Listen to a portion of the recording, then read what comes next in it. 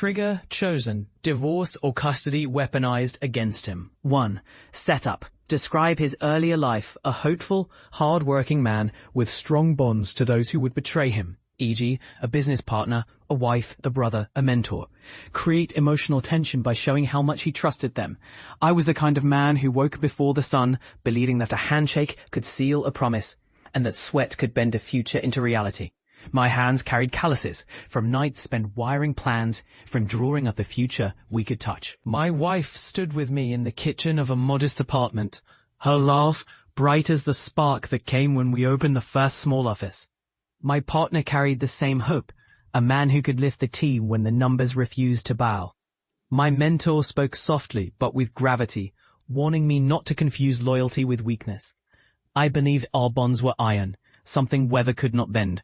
I believed in patience, in hard work, in a fairness earned by steady hands. The life I chased felt sturdy, unpretentious, a simple rhythm that matched the rhythm of a day spent building something lasting. I slept with the smell of toffee and saw in the morning light a promise to fight for what we built, to guard it with transparent truth and humble strength. Then the wind shifted. Then the trust I wore like a shield was shown to be a costume that others wore too. And I began to see the cracks in the mirror I had trusted to reflect my own best self. The first sign came as a whisper of trouble in the walls of our shared dream, a rumor that did not belong to me, yet sounded like a verdict, a whisper that said I had become a liability in the eyes of those who swore they were on my side.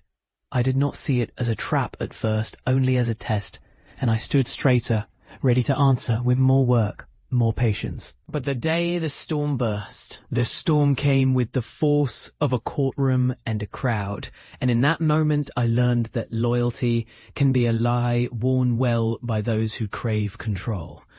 Then the neighbors spoke in hushed tones about a plan to split the family and to split the company, and I saw the faces I trusted blur into masks on a stage where I was shown as the danger I could not name. I wanted to run to the shelter of my own truth, but I could not outrun the echo of chairs scraping back, the mention of my name in contempt, and the mother of my children painting me as the villain while advancing the rent of our old life to strangers who would listen.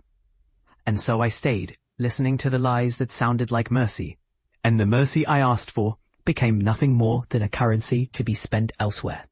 Then came the inciting moment, the day she walked into the room with the judge and the crowd, all smiles and careful silence, and began to repeat a story I did not know I had even whispered, a story of weakness and danger, a story of reckless spending and anger.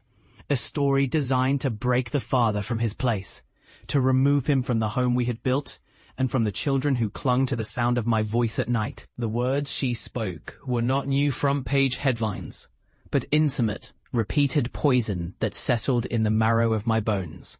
I listened as the room gave her the stage she had so long prepared, watched the shine in her eyes that told me she believed this could be her new prosperity, her new life, at the expense of the one I had given everything to.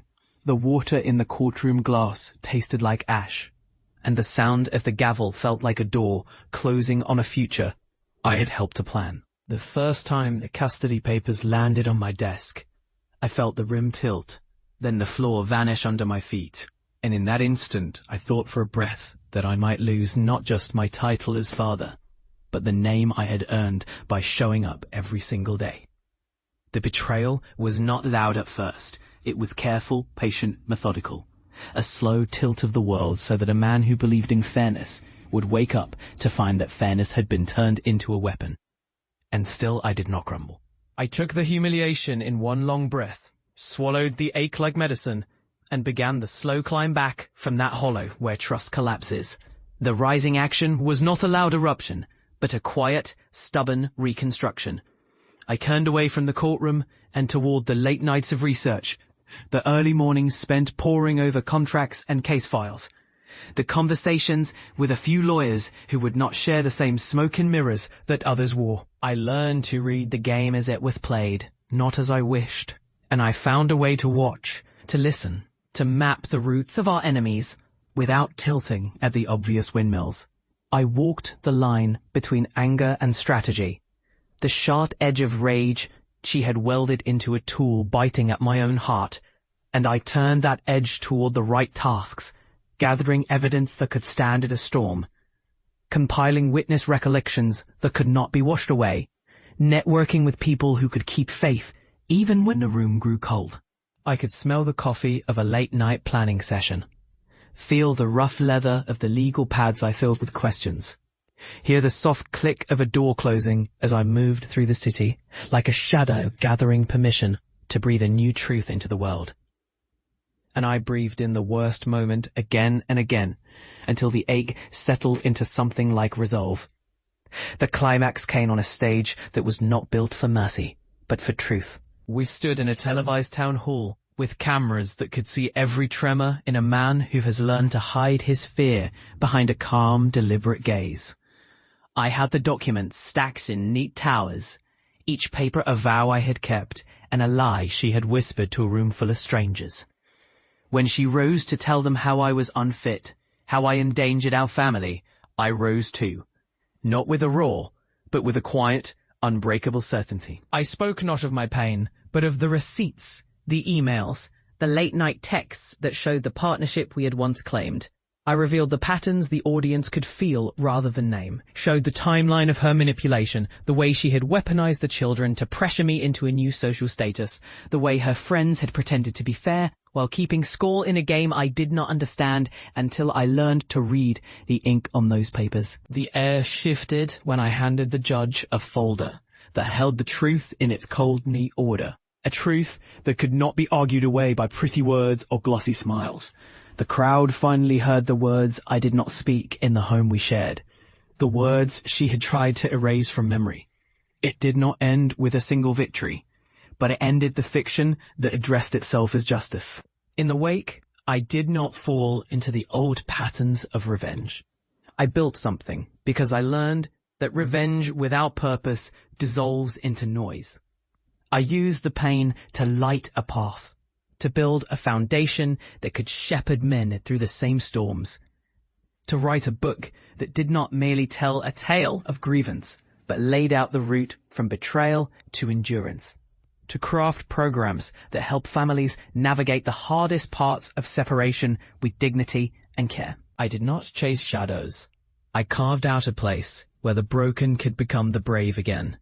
I created a company that helped fathers maintain a steady presence in their children's lives, even when the world seems ready to strip them of every steady promise. I learned to tell the truth with a soft voice, a voice that could hold a room without shouting, a voice that could calm the fever in a child who has learned to fear the courtroom more than abandonment. The redemption arc rose from the ashes of my old life as a father, a partner, a friend, and a mentor. I learned to translate the feeling of worthlessness into worth that can be shared, to convert the secret rage into a resource for others, to walk into a room not with a shield of resentment, but with a light of responsibility. I found a way to make what happened useful to people beyond my own life, to build something that matters more than the hurt. If this story moved you, like, share, and subscribe to this channel.